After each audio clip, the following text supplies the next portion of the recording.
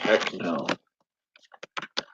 Hey, I'm live, but without any good lighting.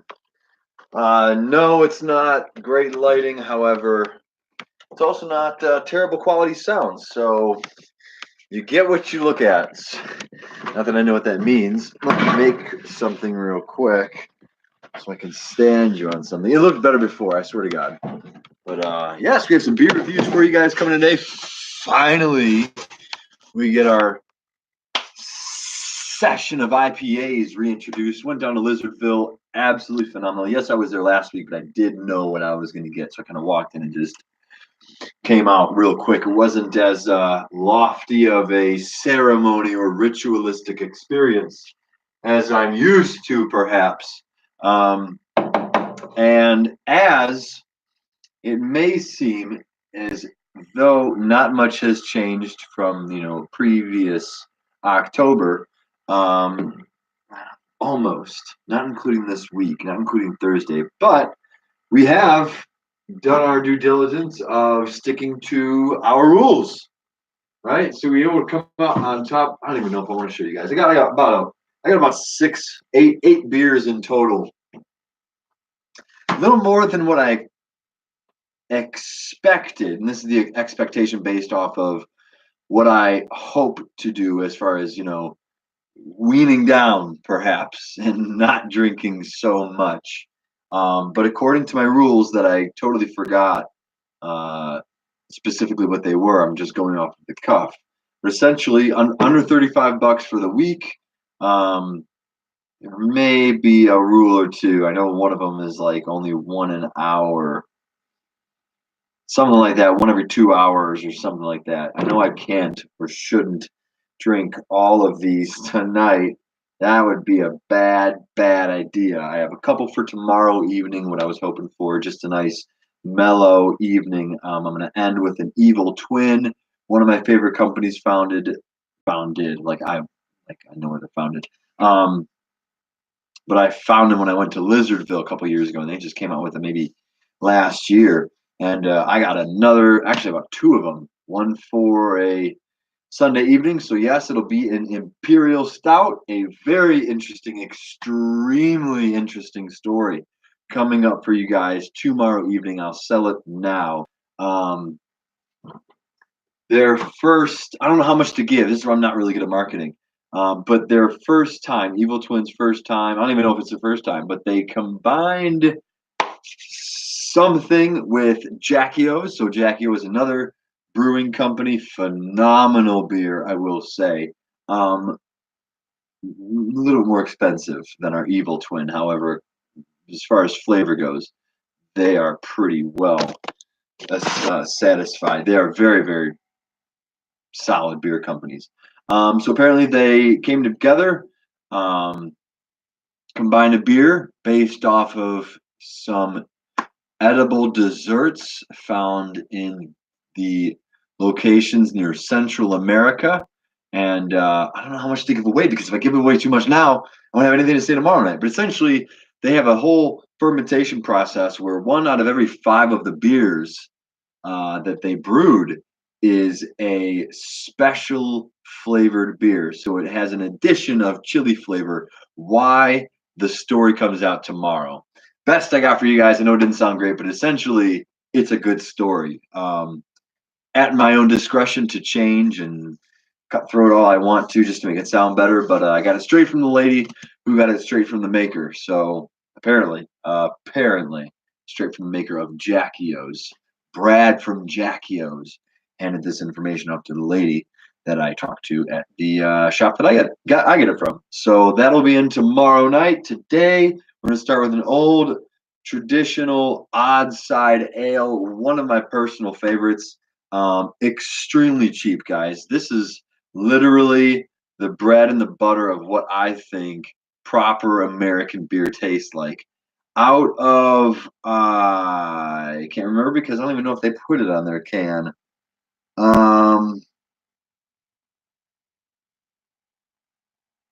Grand Haven, Michigan, maybe Michigan. Don't quote me on it, but it's a very cheap beer. You're talking For their cans, I know they're just 12-ounce cans, but besides the fact that they're only maybe $2 a can, they have a ton of variety, and they are. I said they're cheap. Yeah, they're cheap, and they're frickin' delicious, guys. It's literally a step up from like your Budweiser crap.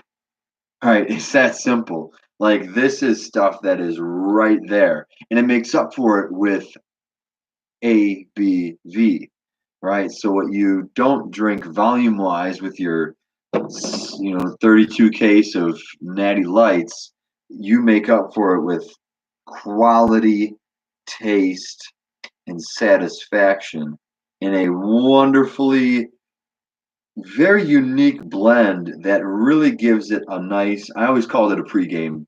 This is my pregame beer. This is really all you need. One or two of these guys will get you started. They're absolutely delicious. Citrus baby almost smells like what is it? Lemon skull. You ever dip with skull? I know I'm totally not the person. But I did my military time, and it was easy to get into that stuff for at least a small amount of time. But yeah, it smells like citrus and lemon skull. I expect a little bit smoother of a taste going down, only because it does have more of a sweetness smell. But odd side, like I said, like to me, a good pregame still has a cinch of a bite because I don't want to be drinking too much volume at the beginning. I want something good. This almost, I don't know if it's quality appetizer food yet, but it's like pre-appetizer. So odd side would be my pregame to my Evil Twin beers, right? Evil Twin is still cheap. It's maybe $1 more, depending on the type of beer that you get, because some of them are like $10, $12 a can, some of them 15.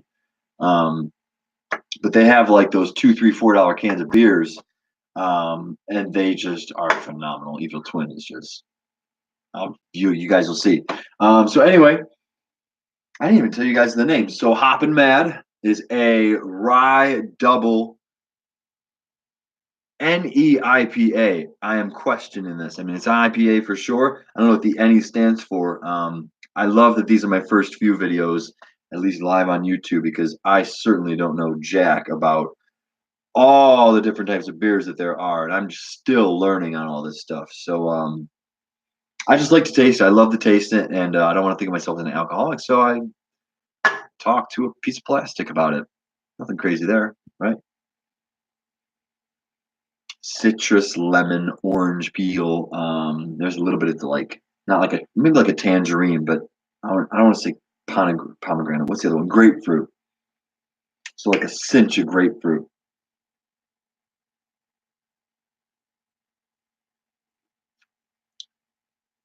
Good bite. A really good bite.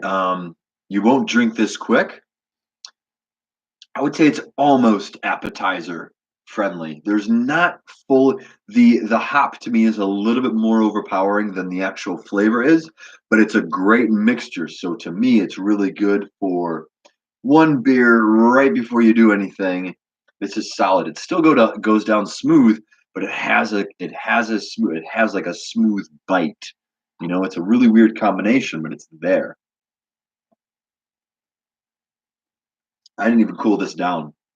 So this would go down even smoother. I had to drink a beer. I couldn't help myself.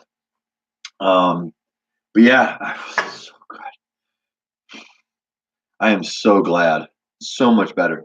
It's been a while since I've had some IPAs. I will say, if I'm not correct, I titled this guy IPA all day, all week. I think the majority of our IPAs, not all of them. And I know we have a Goose Island specialty for tomorrow night. We have one of our Evil Twins for tomorrow night. We have another Evil Twin, which I may get to tonight. A Sweet Wicked limited release IPA called Roar. I'm not really sure. I'll just keep, yeah, by Ryan Geist. That's how I remember it. So by Ryan Geist is another pretty familiar solid brewing company, at least where I'm from. Cincinnati, Ohio. I know. I guess a lot of the beers that I take in are a lot more local than I think they are. I'm not even sure Evil Twin is. Um, I didn't think Evil Twin was, but I'm sure they're not too far. Got a Weyerbacher, special toast to Weyerbacher.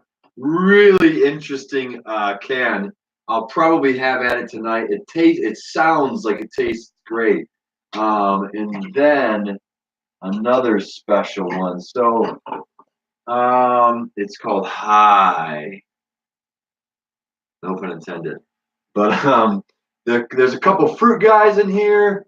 Fruit more like kind of like this, what I would consider, but I expect a lot more packed to the punch. Um, so yeah, I love the lineup, guys. This is going to be really interesting. The most of them, six, maybe seven. Six of them are IPAs, one stout and one Belgian style. That's the Goose Island. That's the Goose Island Belgian style special beer. We'll probably have that with our meal tomorrow night. I expect it to have some good solid flavor in there. Might save. I don't know. We'll see. Either way, both nights are gonna be pretty solid. So either way, Hoppin' Mad, pretty solid. It's not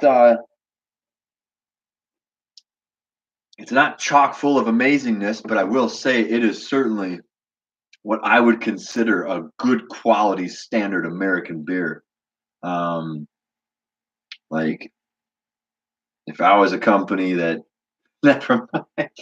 Yeah, I don't know where to go with that one. But essentially, if all I cared about was alcohol, um, and I made beer, that would be the bottom of the barrel. This is not saying that this is the worst. It's not like it's bad, but this is like the lowest quality of amazingness that I would go to. Lowest quality is really only based off of price. Like this is a pretty solid beer. It's just more to me. It's more bitey and just more beer like. Probably just less fermentation in the process. I wish I knew more. I wish I knew more about how to do it. I don't brew my own beer, so I don't really have any experience in it. I will be, so it's not like I'm, you know, not interested and not really or looking for something on here. I just like talking about this shit. And I don't want to seem like an alcoholic. So I don't know how I'm gonna make these videos out tonight. I know during the evening I got some salad dressing to make. I got some veggie dip to make. I got probably cook up a meal. I got a meal to make.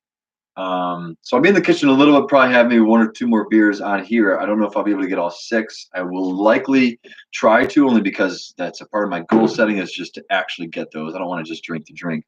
I want to at least give something. I mean, as much of a video sounds, but yeah.